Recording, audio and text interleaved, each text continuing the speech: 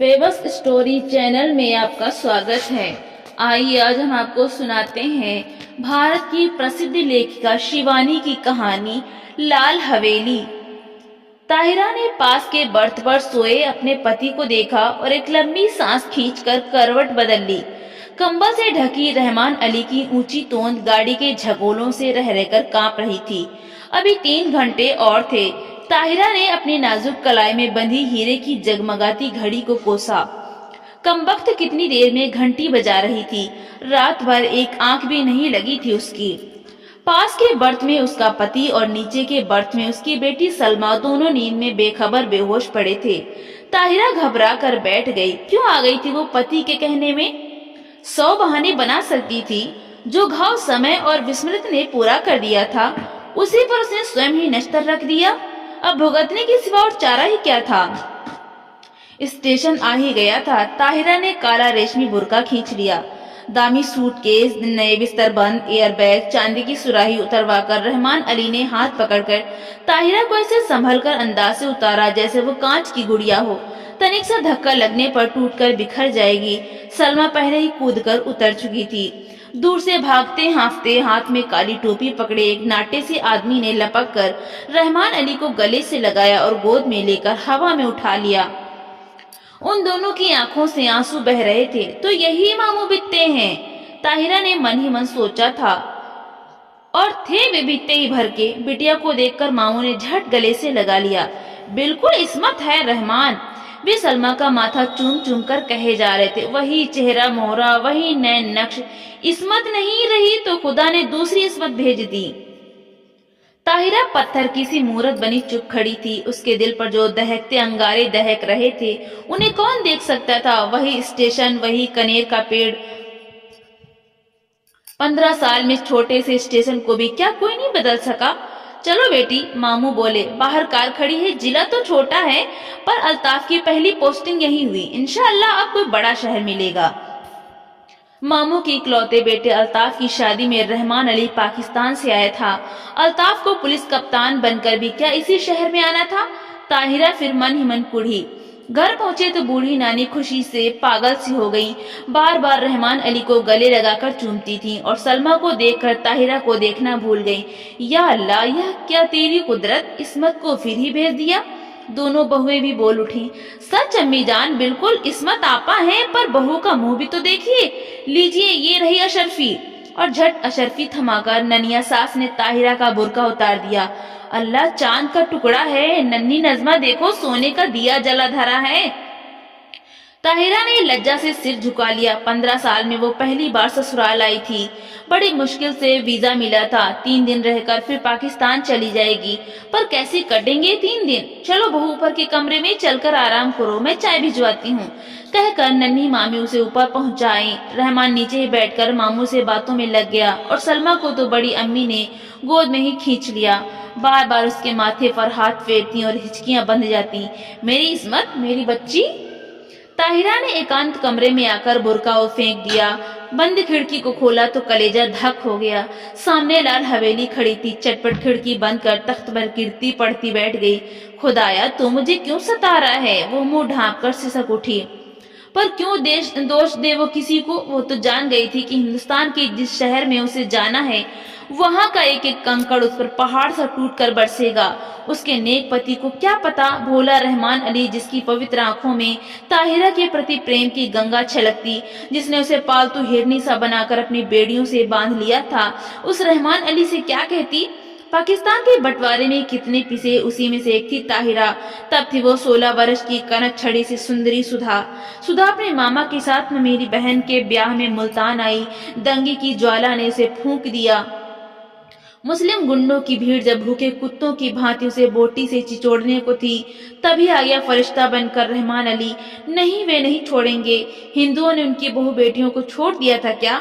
पर रहमान अली की आवाज की मीठी डोर ने उन्हें बांध लिया। सांवला दुबला पतला रहमान सहसा कठोर मेघ बनकर उस पर छा गया।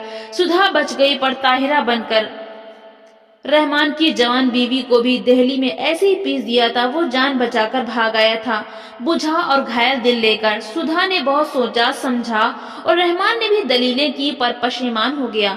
हार कर किसी ने एक दूसरे पर बीती बिना सुने ही मजबूरियों से समझौता कर लिया।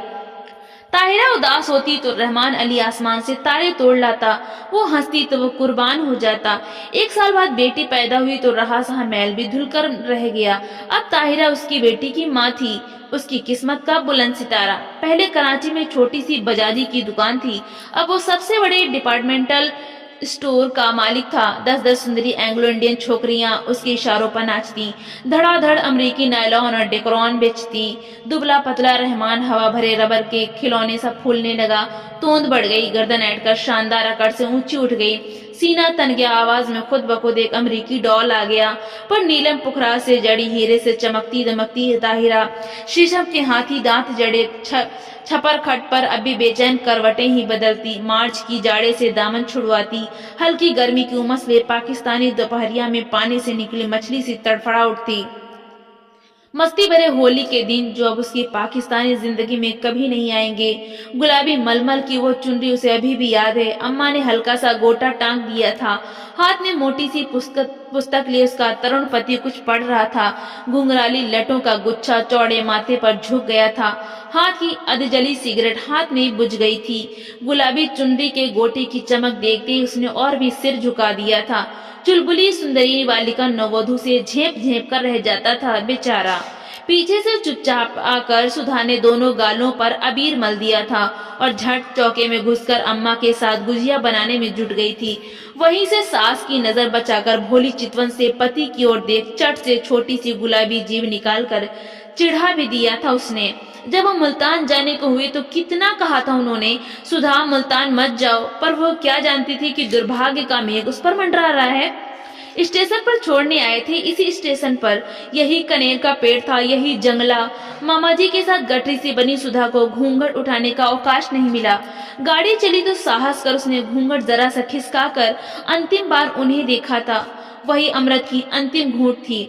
सुधा तो मर गई थी, अब ताहिरा थी। उसने फिर कांपते हाथों से खिड़की खोली। वही लाल हवेली थी उसके ससुर वकील साहब की, वही छत पर चढ़ी रात की रानी की बेल। तीसरा कमरा जहाँ उसके जीवन की कितनी रस भरी रातें बीती थी। न जाने क्या कर रहे होंगे, शादी कर ली होगी, क्या पता बच्चों से खेल रहे हों। आंखें फिर बरसने लगी और एक अनजाने मोह से वो जूझ उठी। ताहिरा, अरे कहाँ हो? रहमान अली का स्वर आया और हड़बड़ाकर आंखें पोंछ ताहिरा बिस्तर बंद खोलने लगी। रहमान अली ने गीली आंखें देखी तो घुटना टेक कर उसके पास बैठ गया। बीवी, क्या बात हो गई? सिर तो नहीं दुख रहा है? चलो चलो लेटो चलकर। कितनी बार समझाया है कि यह सब काम मत किया करो, पर सुनता कौन है? बैठो कुर्सी पर, मैं बिस्तर खोलता हूँ। मखमली गद्दे पर रेशमी चादर बिछाकर रहमान अली ने ताहिरा को लेटा दिया और शरबत लेने चला गया। सलमा आकर सिर दबाने लगी। बड़ी अम्मा ने आकर कहा, नजर लग गई है और क्या? नहीं, नजमा ने दहकते अंगारों पर चून और मिर्च से नजर उतारी। किसी ने कहा, दिल का दौरा पड़ गया, आंवले का मुरब्बा चटाकर देखो। लाड़ और दुलार की थपकियां देकर सब चले गए। पास में लेटा रहमान अली खर्राटे भरने लगा तो दबे पैरों फिर खिड़की पर जा खड़ी हुई। बहुत दिन से प्यासे को जैसे ठंडे पानी की झील मिल गई थी। पानी पी पी कर भी प्यास नहीं बुझ रही थी। तीसरी मंजिल पर रोशनी जल रही थी। उस घर में रात का खाना देर से ही निपटता था। फिर खाने के बाद दूध पीने की भी तो उन्हें आदत थी। इतने साल गुजर गए फिर भी उनकी एक एक आदतों से दो के पहाड़े की तरह जुबानी याद थी। सुधा, सुधा कहाँ है तू? उसका हृदय से स्वयं धिक्कार उठा। तूने अपना गला क्यों नहीं घोट दिया? तू मर क्यों नहीं गई कुएं में कूद कर? क्या पाकिस्तान के कुएं सूख गए थे? तूने धर्म छोड़ा पर संस्कार रह गए। प्रेम की धारा मोड़ दी पर बेड़ी नहीं कटी। हर तीज, होली, दिवाली तेरे कलेजे पर भाला भोंक कर निकल जाती है। हर ईद तुझे खुशी से क्यों नहीं भर देती? आज सामने तेरे ससुराल की हवेली है, जा उनके चरणों में गिरकर अपने पाप धो ले। ताहिरा ने सिसकियां रोने को दुपट्टा मुंह में दबा लिया। रहमान अली ने करवट बदली और पलंग चरमराया। दबे पैर रखती ताहिरा फिर लेट गई। सुबह उठी तो शहनाइयां बज रही थी। रेशमी रंग बिरंगी गरारा कमीज, अबरकी, चमकते दुपट्टे, हिना और मोतियों की गमक से पूरा घर महमह कर रहा था। पुलिस बैंड तैयार था, खाकी वर्दियां और लाल तुर्रम के साफे सूरज की किरणों से चमक रहे थे। बारात में घर की सब औरतें भी जाएंगी। एक बस में रेशमी चादर तानकर पर्दा खींच दिया गया था। लड़कियां बड़ी बड़ी सुरमेदार आंखों से नशा सा बिखेरती एक दूसरे पर गिरती पड़ती बस पर चढ़ी जा रही थी। बड़ी बूढ़ियां पानदान समेटकर बड़े इत्मीनान से बैठने जा रही थीं और पीछे पीछे ताहिरा काला बुर्का ओढ़कर ऐसी गुमसुम चली जा रही थी जैसे सुध बुध खो बैठी हों। ऐसी एक सांझ को वो भी दुल्हन बनकर इसी शहर आई थी। बस में सिमटी सिमटाए लाल चुनर से ढकी आज था स्याह बुर्का जिसने उसका चेहरा ही नहीं पूरी पिछली जिंदगी अंधेरे में डुबा कर रख दी थी। अरे किसी ने वकील साहब के यहाँ बुलावा भेजा या नहीं? बड़ी अम्मी बोली और ताहिरा के दिल पर नश्तर फिरा। दे दी अम्मी, मामू जान बोले। उनकी तबीयत ठीक नहीं, इसी से नहीं आए। बड़े नेक आदमी हैं। बड़ी अम्मी ने डिबिया खोलकर पान मुंह में भरा, फिर छाली की चुटकी निकाली और बोली, शहर के सबसे नामी वकील के बेटे हैं, पर आस ना औलाद। सुना एक बीवी दंगे में मर गई तो फिर घर ही नहीं बसाया। बड़ी धूमधाम से ब्याह हुआ, चांद सी दुल्हन आई। शाम को पिक्चर का प्रोग्राम बना, नया जोड़ा, बड़ी अम्मी, लड़कियां, यहाँ तक कि घर की नौकरानियां भी बन ठन कर तैयार हो गईं, पर ताहिरा नहीं गई। उसका सिर दुख रहा था। बेसिर पैर के मोहब्बत के गाने सुनने की ताकत उसमें नहीं थी। अकेले अंधेरे कमरे में वो चुपचाप पड़ी रहना चाहती थी। हिंदुस्तान, प्यारे हिंदुस्तान की आखिरी सांझ। जब सब चले गए तो तेज बत्ती जलाकर वो आदम कद आईने के सामने खड़ी हो गई। समय और भाग्य का अत्याचार भी उसका अलौकिक सौंदर्य नहीं लूट सका। वो बड़ी बड़ी आंखें, गोरा रंग और संगमरमर सी सफेद देह। कौन कहेगा वो एक जवान बेटी की माँ है? कहीं पर भी उसके पुष्ट यौवन ने समय से मुंह की नहीं खाई थी। कल वो सुबह 4 बजे चली जाएगी। जिस देवता ने उसके लिए सर्वस्व त्याग कर वैरागी का वेश धर लिया है, क्या एक बार भी उसके दर्शन नहीं मिलेंगे? किसी शैतान नटखट बालक की भांति उसकी आंखें चमकने लगी। झटपट बुर्का ओढ़ वो बाहर निकल आई। पैरों में बिजली की गति आ गई, पर हवेली के पास आकर वो पसीना पसीना हो गई। पिछवाड़ी की सीढ़ियां उसे याद थी, जो ठीक उनके कमरे की छोटी खिड़की के पास ही आकर रुकती थी। एक एक पैर 10 मन का हो गया। कलेजा फट फट कर मुंह को आ गया। पर अब वो ताहिरा नहीं थी। वो 16 वर्ष पूर्व की चंचल बालिका नववधू सुधा थी, जो सास की नजर बचाकर तरुण पति के गालों पर अबीर मलने जा रही थी। मिलन के उन अमूल्य क्षणों में सैयद वंश के रहमान अली का अस्तित्व मिट गया था।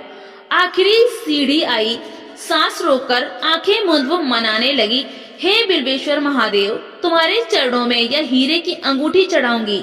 एक बार उन्हें दिखा दो, पर वे मुझे न देखें। बहुत दिन बाद भक्त भगवान का स्मरण किया था, कैसे न सुनते। आंसुओं से अंधी ने देवता को देख लिया। वही गंभीर मुद्रा, वही लट्ठे का एक बर्रा पाजामा और मलमल का कुर्ता।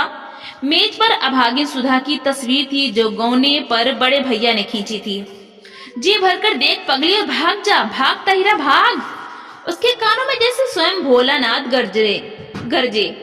सुधा फिर डूब गई। ताहिरा जागी। जब सिनेमा से लौटने को होंगे, अंतिम बार आंखों में देवता की चरण धूल लेकर वो लौटी और बिल्वेश्वर महादेव के निर्जन देवालय की ओर भागी। ना जाने कितनी मनौतियां मांगी थी इस देहरी पर। सिर पटक कर वो लौट गई। आंचल पसार कर उसने आखिरी मनौती मांगी, हे भोलेनाथ, उन्हें सुखी रखना, उनके पैरों में कांटा भी न गड़े। हीरे की अंगूठी उतारकर चढ़ा दी और भागती हांफती घर पहुंची। रहमान अली ने आते ही उसका पीला चेहरा देखा तो नब्ज पकड़ ली। देखो, बुखार तो नहीं है? अरे अंगूठी कहाँ गई? वो अंगूठी रहमान ने उसे इसी साल शादी के दिन यादगार में पहनाई थी। न जाने कहाँ गिर गई। थके स्वर में ताहिरा ने कहा, कोई बात नहीं। रहमान ने झुककर ठंडी बर्फ सी लंबी अंगुलियों को चूम कर कहा, ये अंगुलियां आबाद रहें। इंशाअल्लाह आपके तेहरान से चौकोर हीरा मंगवा लेंगे। ताहिरा की खोई दृष्टि खिड़की से बाहर अंधेरे में डूबती लाल हवेली पर थी, जिसके तीसरे कमरे की रोशनी दब से बुझ गई थी। ताहिरा ने एक सर्द सांस खींचकर खिड़की बंद कर दी। लाल हवेली अंधेरे में गले तक डूब चुकी थी। तो दोस्तों, आपको ये कहानी कैसी लगी? लाइक करें, शेयर करें और कमेंट करके जरूर बताएं। और हिंदी साहित्य की इसी तरह की